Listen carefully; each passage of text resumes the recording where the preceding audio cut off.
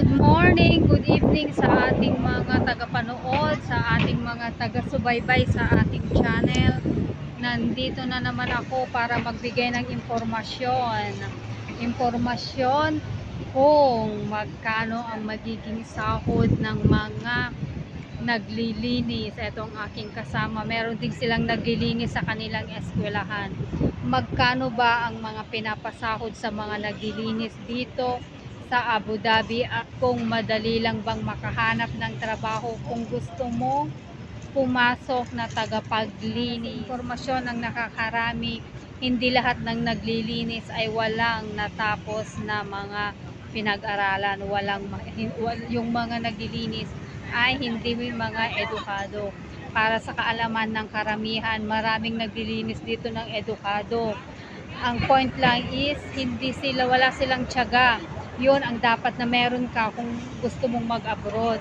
Dapat may tiyaga ka. Yung mga iba kasi, yung una nang tatawag sa kanila, papatusin na nila, lalo na kung malaking kumpanya. Dahil merong mga malalaking kumpanya na kahit tagapaglinis ay malaki ang binibigay nilang pasahod. Aba ang qualifications kung gusto mong mag-apply as tagapaglinis? Actually, yung mga tagapaglinis, yung mga cleaners, housekeeping staff, stewarding staff na hina-hire ng aming kumpanya ay kahit na primary graduate lang o kaya high school graduate, okay na.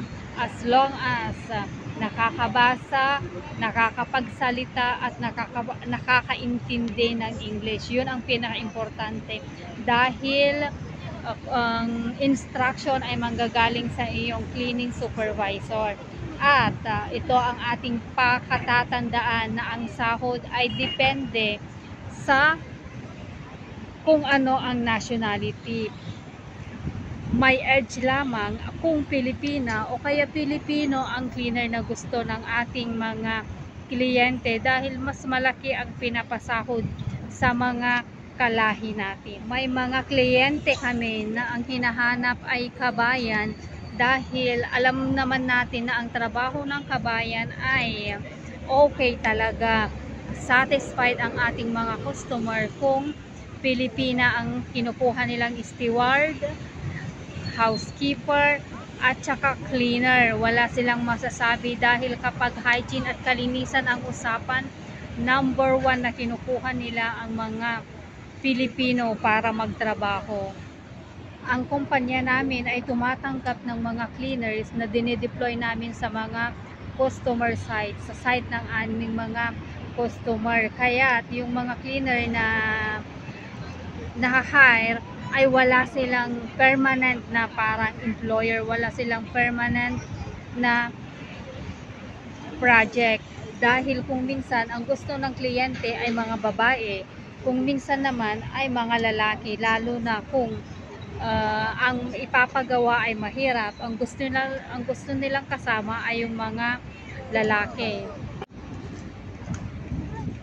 Kapag sa opisina ka maglilinis, kapag office cleaner ang iyong a-applyan, expected muna na hindi lang sa office ang iyong lilinisan, dahil kung minsan ang mga kliyente gusto din nila na ang office cleaner ay maglilinis din sa ibang project. For example, day off mo, 2 araw ang day off mo, merong yung mga employer na ipupunta ka sa isang site nila, dahil ang nasa kontrata mo, for example, ay 2 days off o kaya 1 day off, at kakailanganin ka sa isang site, ipupunta ka nila sa isang site para mag-reliever sa mga cleaner na naka-day off. So sa office namin, ang sahod ng mga office cleaners ay nagre-range sa 1,500 to 2,000 dirhams monthly, libre pagkain at saka libre accommodation, libre transportation. Kapag nag-opt out sila for accommodation, ibig sabihin leave out, hindi sila nakatira sa accommodation, binabayaran sila ng additional 350 dirhams na housing allowance monthly. Yan po ang sahod ng mga cleaners sa aming opisina.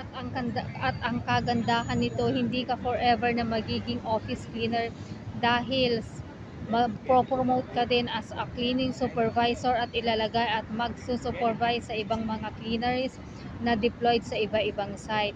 Kaya't meron kaming kakilala, meron kaming kabayan na cleaning supervisor. So masahod siya ng 4,000 to 4,500 na ang sahod niya sa company. 3 years na siya sa company at sumasahod na siya ng ganong kalaki. Nag-umpisa din siya as a cleaner. Tutuusin, yung sahod niya as a cleaning supervisor ay mas mataas pa kaysa sa sahod ng receptionist dahil mas skilled at saka nakikipag-communicate din siya sa client namin para sa paglilinis, kahit mas malaki pa ang sahod niyang nakukuha ng cleaning supervisor kaysa sa receptionist na employed sa mga ibang kumpanya.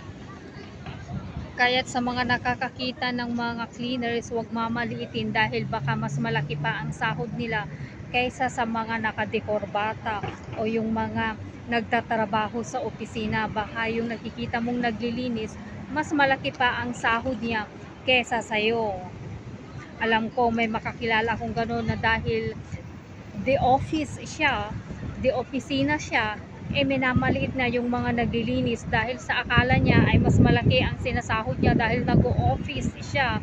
Dahil sa term na office, malinis ang trabaho, hindi niya alam na mas mababa pala ang sinasahod niya kaysa sa sahod ng cleaner na minamaliit niya. Yung mga ibang cleaners, tumatanggap sila ng salary equals net nila dahil yung mga ibang cleaners, wala na silang ginagastos sa kanilang sahod. Ang tirahan nila ay libre ng kumpanya, meron din silang food allowance na natatanggap. Libre na din ang kanilang transportation at kaya't wala na silang iniisip. Andito kami ngayon sa labas para sa impormasyon na ito, kaya kita-kits ulit. Bye! Kita-kits ulit. Bye-bye! Bye-bye! Bye-bye! See you! Bye-bye! See you! Bye-bye!